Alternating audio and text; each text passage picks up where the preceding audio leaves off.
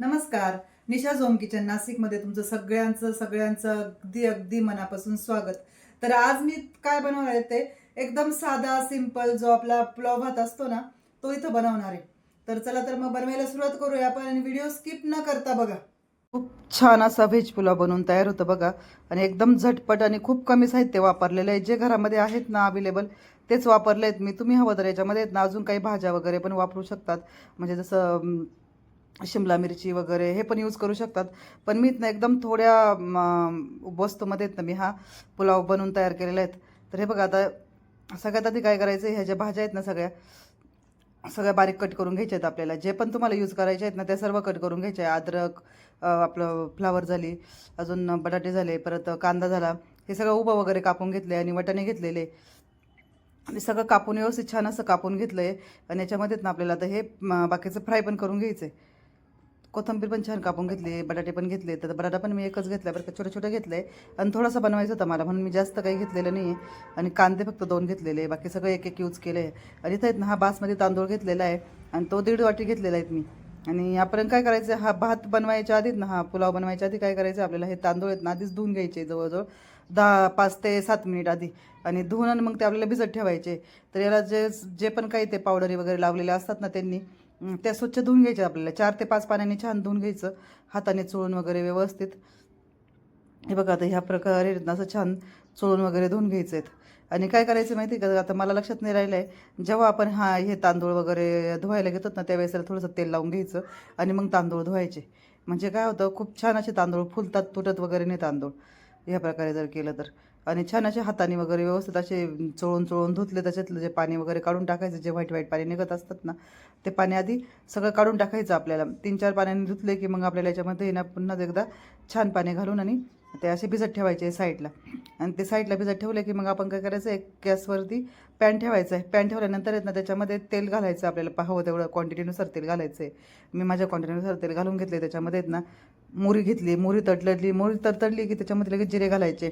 आणि जिरे तडतडले की ते चक्री फूल वगैरे जे आपले खड्या मसाले आहेत ना ते मसाले मी याच्यामध्ये घालून घेतले. अगदी थोडेसे घातले, तेजपत्ते घातले 2. आणि बाकीचं सर्व व्यवस्थित असं मिक्स वगैरे करून घेतलं, छान तडतडलं की मग आपल्याला बाकीचे हे सर्व पदार्थ घालून घ्यायचे. आता इथे मी काय केलं, हा लसूण आहेत ना तो थोडासा बारीक कट करून घेतला आहे. आणि बारीक कट करून घेतल्यानंतर याच्यामध्ये छान असा परतून घ्यायचा आहे. आणि तो परतला की याच्यामध्ये जे अद्रक आपण बारीक कापून घेतलं तर ते अद्रक पण याच्यामध्ये घालून घ्यायचं.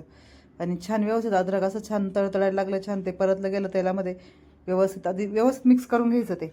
आणि प्रत्येक वस्तू आपण टाकतोत ना ती टाकताना व्यवस्थित मिक्सच करून घ्यायची आणि मग दुसरं वस्तू आपल्याला त्याच्यामध्ये घालून घ्यायची.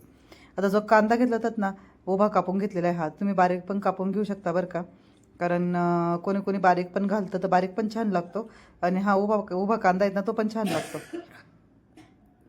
तर ह्या प्रकारे व्यवस्थित असा घालून घ्यायचा आणि छान परतून घ्यायचं आहे. आणि टोमॅटो पण घालून घ्यायचं आहे बरं का. टोमॅटो पण आहेत ना याच्यामध्ये परतून घ्यायचं व्यवस्थित. एक वस्तू घालून मी असं छान परतून घेतलेले आहेत.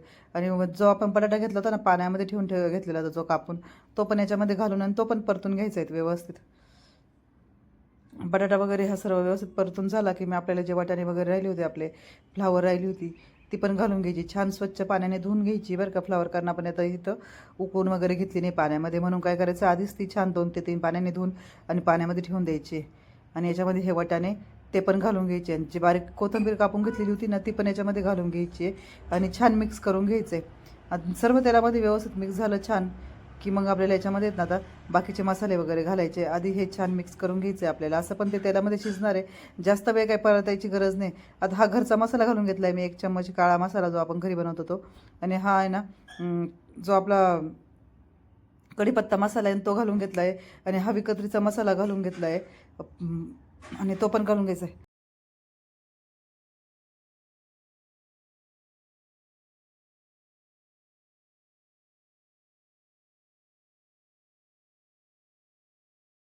आणि हे मसाले वगैरे घालून घेतले की आपल्याला याच्यामध्ये ना हळद पण घालून घ्यायची. हळद थोडीशी घातली बरं का, जास्त घातली नाही. आणि थोडंशी लाल तिखट पण घालून घेतले. आता हे काश्मीरी लाल तिखट घातलं आहे मी कलरसाठी थोडंसं. आणि छान आहेत ना हे मिक्स करून घ्यायचं आपल्याला व्यवस्थित.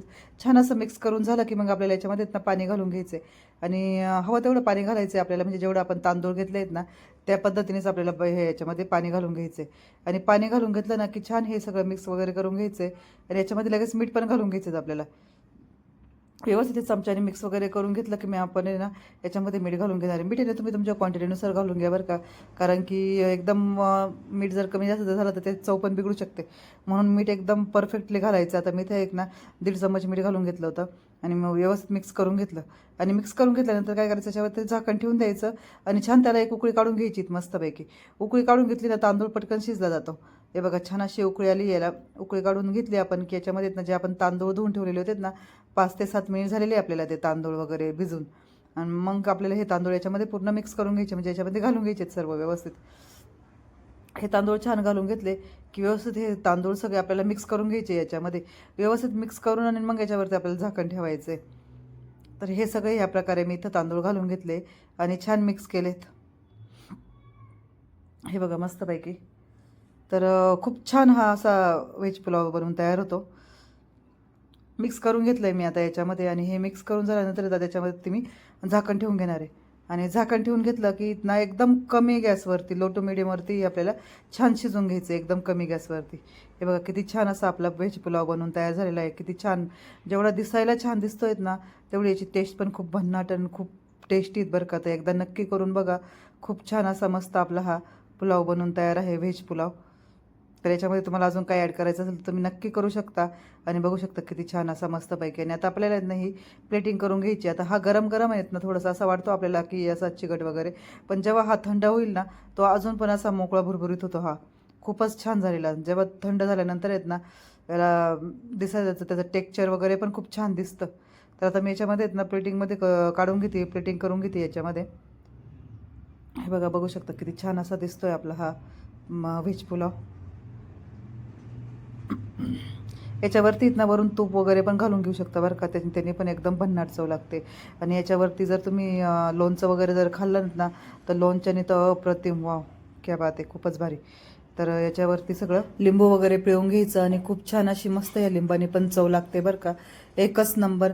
आणि झाला आहे आपला हा पुलाव भात बनवून तयार झाला आहे, पुलाव, व्हेज पुलाव. आता इथं मी इथनं टेस्ट करून दाखवते बघा, खूपच छान, वाव, एकच नंबर. बाय. असेच नवनवीन आणि टेस्टी रेसिपी बघण्यासाठी माझ्या चॅनलला लाईक करा, शेअर करा, सबस्क्राईब करा आणि सर्वात पहिलं म्हणजे ना बेल आयकॉनला क्लिक करा, जेणेकरून काय होतं मी ज्या पण रेसिपी माझ्या चॅनलवर अपलोड करत असते ना तर त्याचं नोटिफिकेशन होतं ते तुम्हाला भेटतं.